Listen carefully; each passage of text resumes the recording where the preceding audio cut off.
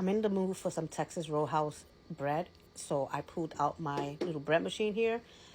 This has been put away for a long time, and she's coming out of retirement because I want some bread.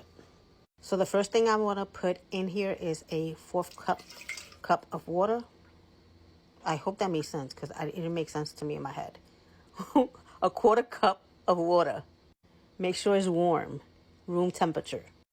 You're going to need 1 cup of milk, warm as well, room temperature. 1 teaspoon of salt. 1.5 tablespoons of softened butter. 1 egg. A 1/4 cup of white sugar. You're going to need 3.5 cups of bread flour.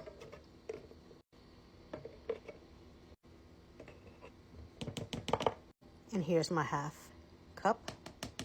And then you're going to need some of this. This is bread machine yeast. You're going to need 2 teaspoons and a 1/4 teaspoon of yeast. And we're putting it in. Make sure that you make a little well in the flour so it can sit on top of the flour. You don't want it to touch the wet ingredients. Then we're going to take this and we're going to put it inside the machine. Make sure it's locked in place. Close it up. And here it gives you all of the settings. So all you have to do is turn it on.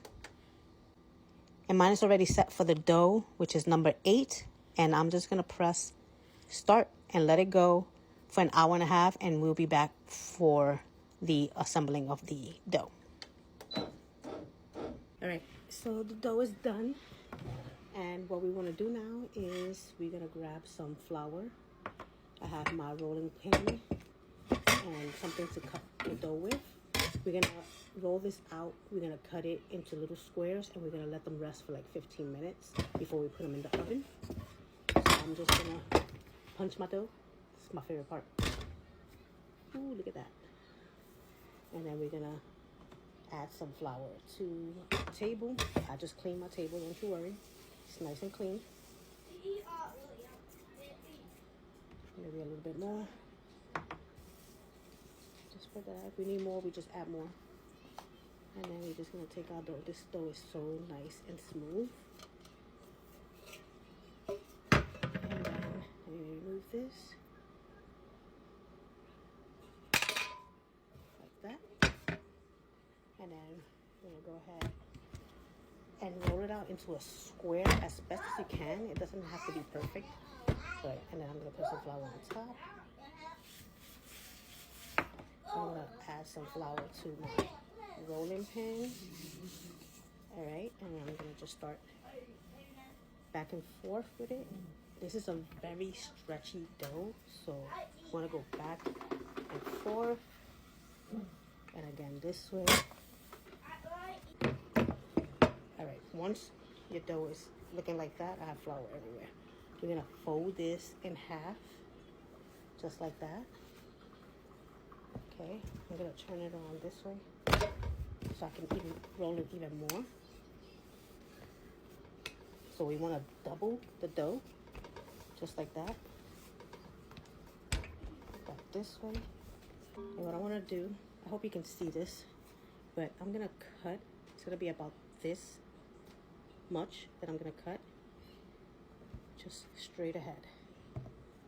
Just like that. All the way to that. Alright, we're going to do that again. Just like that. And I got this recipe a long time ago here on TikTok. And I don't remember what the video was. If not, I would tag it. But that was so long ago. It took about years ago. And then we're just going to cut them into... I'm going to show you how big I want my little breads to be. About this big. So we're going to cut them all like that. And if you have one of these work wonders.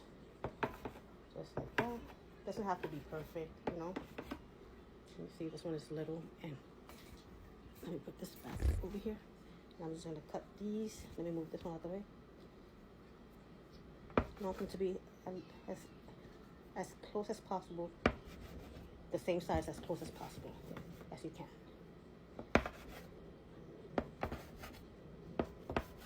And like I said, we're going to let these rest for 15 minutes. And then we're going to while these are resting, we're going to preheat the oven to 350. So we can put these in the oven. They're gonna cook for about 15 minutes, but I'm gonna cover these up, and all my dough is cut. So I'm just gonna let them sit here on top of my table. I'm just gonna put a little tea towel over them, like that, and just let them sit for 15 minutes, and I'll be back in 15. All right, so I have a baking sheet with parchment paper on it, and we're gonna go ahead and bake these for 15 minutes in our preheated oven that's been preheating at 350. And you just want to grab them and just put them on your baking sheet. You can probably need more than one baking sheet, or you can take a few of them, bake them, and then take another few and bake those like that. I have 3 baking sheets here, just baking sheets, just in case I needed more. And I just want to make sure that they spread apart so they can grow nicely in the oven. All right, that should be good enough. All right, so I'm gonna put this one first, and then I'll show you the next step. As soon as they come out of the oven, take some melted butter and just slap them down. All your bread, slap them down like that. As soon as they come out. Here's what they look like, all glossy from the butter. Delicious. I be forgetting that my oven is strong, so I put in the next batch, and I only put for 12 minutes this time because I think these overcooked. They still taste good. Ooh, but they're hot. Look how pretty they look. I have a big bowl. When they cool down, I'm just gonna add them to the bowl. Close it up, and everybody can have bread for a couple of days. So make them and let me know what you think. If you want to make the butter from the Texas Roadhouse recipe, let me know, and I'll put it in the comments.